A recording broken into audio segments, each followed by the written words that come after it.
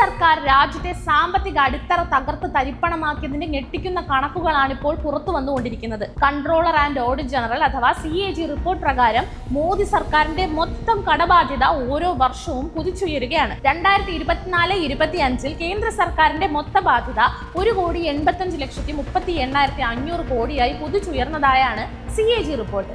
2020-21 1,22,85,644 കോടി, 2021-22 1,37,64,894 കോടി, 2022-23 1,72,7,909 കോടി എന്നിങ്ങനെയാണ് മുൻ വർഷങ്ങളിലെ മൊത്ത ബാധ്യത. അതേസമയം മൊത്തം കടം ഇതിനോടകം 200 ലക്ഷം കോടി കടന്നതായാണ് വിലയിരുത്തൽ. 2020-21 മുതൽ 2023-24 വരെയുള്ള കാലയളവിൽ മൊത്ത ബാധ്യത 10% വർദ്ധിച്ചു.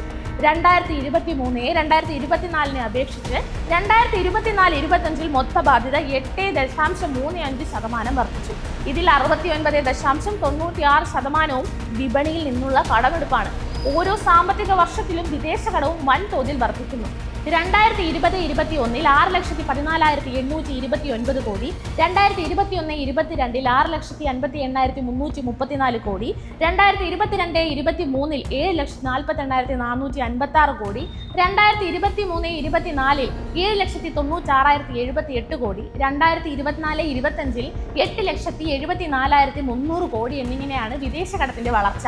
2023-24 വർഷത്തെ അപേക്ഷിച്ച് 2024-25 വിദേശ കടത്തിന്റെ 11.56% വർധനയാണ് രേഖപ്പെടുത്തിയത്. സാമ്പത്തിക അച്ചടക്കം ഉറപ്പാക്കാനെന്ന പേരിൽ കേരളം ഉൾപ്പെടെയുള്ള BJP ഇതര പാർട്ടികൾ ഭരിക്കുന്ന സംസ്ഥാനങ്ങൾക്ക് കടമെടുക്കലിൽ നിയന്ത്രണങ്ങൾ അടിച്ചേൽപ്പിക്കുന്ന അതേ മോദി സർക്കാർ തന്നെയാണ് കണക്കില്ലാതെ കടം വാങ്ങി കൂട്ടുന്നതും.